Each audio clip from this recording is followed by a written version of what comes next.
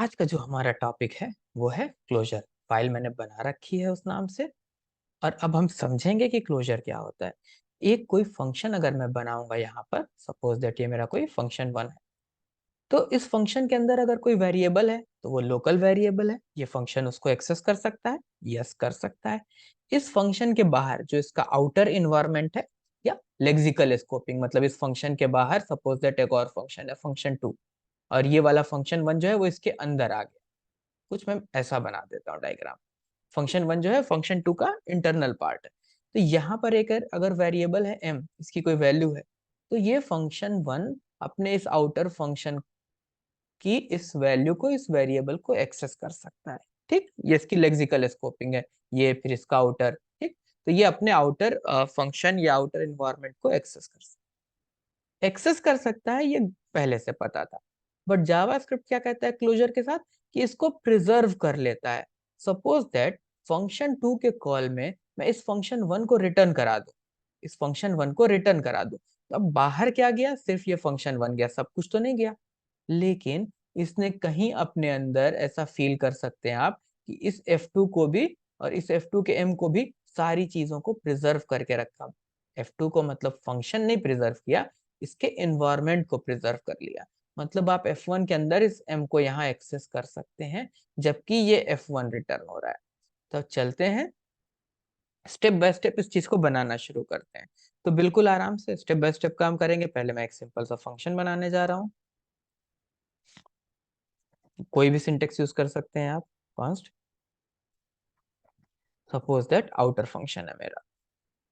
Step by step करेंगे ताकि आपको फंक्शन बनाना है, कैसे बनाना है, इनर फंक्शन क्या होता है, चीजें साथ में समझ में आती रहेंगी। इस फंक्शन को अगर मुझे कहीं कॉल करना है तो मैं इसको अभी नाम लिखते हैं इस वेरिएबल का, मैं यहाँ से इस आउटर फंक्शन को कॉल करने जा रहा हूँ। ठीक, और जो भी इस एक्स वाई जेड में है इसको मैं कंसोल लॉग कर दूंगा। तो अभी कुछ रिटर्न नहीं कर रहा है, यहाँ से कुछ रिटर्न करा लेते हैं। ठीक, return suppose that one two.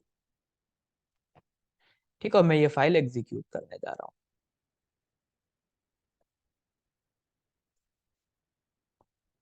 Closure, ठीक, वन टू प्रिंट हो रहा है। मतलब जब भी फंक्शन में से कुछ रिटर्न कराते हैं, तो जहां से कॉल कर रहे हैं वहां रिटर्न होता है। अगर मैं इस वन टू की जगह यहाँ से मैं रिटर्न करा दूं एक इनर फंक्शन,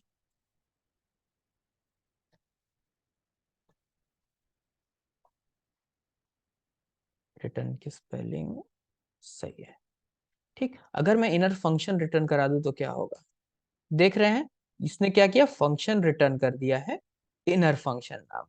यानी कि ये इनर फंक्शन पूरा का पूरा यहाँ पे रिटर्न होकर के आ गया है। तो ये बात क्लियर हो गई कि यस, हम फंक्शन रिटर्न कर सकते हैं। ठीक, अब आगे बढ़ता हूँ। और अब मैं क्या करने वाला हूँ, इसको, ये मतलब ब्रैकेट लगा दे रहा है, ठीक है, आप इग्नोर कर सकते हैं उसको। मैं यहाँ पे एक्स वाई जेड को ऐसे कॉल करने वाला हूँ। ठीक, और ये फंक्शन कुछ रिटर्न नहीं कर रहा है, यहाँ से मैं कुछ रिटर्न कर दूंगा। अब सपोज दैट रिटर्न कर दे रहा हूँ मैं ए बी। ठीक, अब क्या हुआ देख रहे हैं, यहाँ पर एक्स वाई जेड क्या है, X Y Z inner function है। और अगर मैं एक्स वाई जेड को कॉल कर दूं जैसे फंक्शन कॉल करते हैं, तो ये हमें ए बी रिटर्न कर रहा है। परफेक्ट। ठीक, अब हम आ, आगे बढ़ते हैं, और मैं यहाँ पर लिखने वाला हूँ एक वेरिएबल,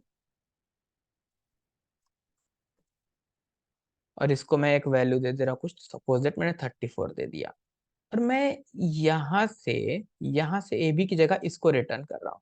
अब आप देख रहे हैं कि ये जो सम वेरिएबल है, ये इनर फंक्शन के अंदर डिक्लेयर नहीं है, इनर फंक्शन के अंदर नहीं डिक्लेयर है, कोई इनर फंक्शन में इसको पास नहीं कर रहा है, ये आउटर स्कोप में। तो ठीक है कि एक्सेस कर सकता है, बट जब रिटर्न होके आ रहा है एक्स वाई जेड, तो ये सिर्फ इनर फंक्शन है। ठीक, आउटर फंक्शन अब यहाँ नहीं रह गया। ठीक, तो उस टाइम पे इसके पास फिर भी अगर ये सम वेरिएबल अवेलेबल है, तो आप कह सकते हैं कि इसने प्रिजर्व करके रखा। क्योंकि आपने कॉल जब किया, यहाँ सिर्फ इनर फंक्शन मिला आपको, सिर्फ ये पार्ट रिटर्न हुआ। और जब आपने कॉल किया तो सिर्फ ये इनर फंक्शन कॉल हुआ, और फिर भी ये सम वेरिएबल रखे हैं अपने पास, तो यानी कि प्रिजर्व किया। एप्लीकेशन क्या है, कैसे यूज कर सकते हैं इसको, तो सपोज दैट मैं एक पावर फंक्शन बनाना चाहता हूँ, मतलब मैं लिखूं स्क्वायर तो स्क्वायर करने लगे वो, क्यूब लिखूं तो क्यूब करने लगे, क्वाड लिखूं तो पावर 4 करने लगे, कुछ ऐसा बनाना चाहता हूँ सपोज दैट। तो मैं आउटर फंक्शन को मैं कर रहा हूँ गेट पावर फंक्शन। मान लेता हूँ कि जनरेटर फंक्शन हो गया मेरा, जहां से हम जनरेट करेंगे, या मैंने लिख दिया इसको जनरेट पावर फंक्शन। ठीक, अब यहाँ इसकी कोई जरूरत नहीं है। जो पावर फंक्शन आप जनरेट करना चाहते हैं वो यहाँ पावर आप यहाँ भेज दीजिए मुझे। ठीक, अब इनर फंक्शन को असल में अब मुझे कुछ नाम भी नहीं देना। ठीक, बस जब भी आप कोई नंबर भेजेंगे यहाँ पे इनर फंक्शन में बाद में बनाने के बाद, जब भी आप कोई नंबर भेजेंगे तो मुझे क्या करना है कि उस नंबर को पावर दे दे। ठीक, अब आप लूप चला करके कर सकते हैं, जैसे भी चाहे कर लें। ठीक, तो यहाँ पे आप पावर भेज रहे हैं, सबसे पहली बात ये याद रखनी है। और ये रिटर्न क्या कर रहा है, एक फंक्शन रिटर्न कर रहा है। तो सबसे पहले तो मैं ये फंक्शन का नाम चेंज कर देता हूँ।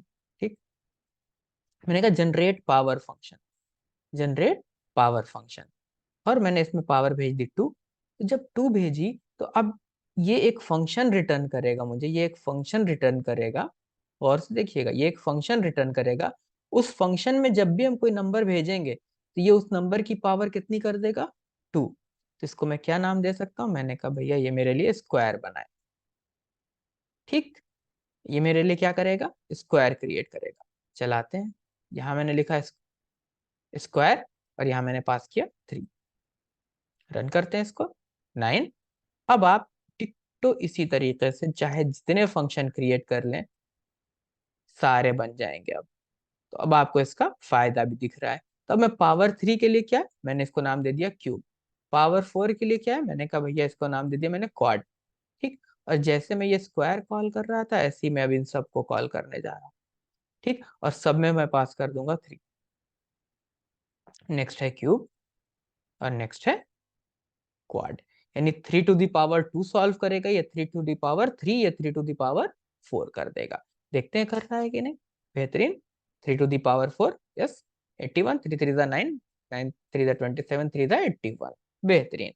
तो अब आप समझ रहे हैं कि आपने एक जनरेटर फंक्शन बना लिया, और जब यहाँ पावर भेजा तो ये जा करके पावर यहाँ सेट हो गई। तो जिस टाइम पे रिटर्न, अब यहाँ पे एक समझने वाली बात यह है कि जितनी बार ये कॉल होगा, जब जब जैसे पहली बार आपने यहाँ कॉल किया तो ये रिटर्न हुआ, और अपने साथ उस वक्त पावर की जो वैल्यू थी उसको प्रिजर्व कर ली, तो स्क्वायर बन गया। अब जब आप अगली बार कॉल करेंगे तो पिछली बार वाली पावर की वैल्यू से उसको कोई लेना देना नहीं है।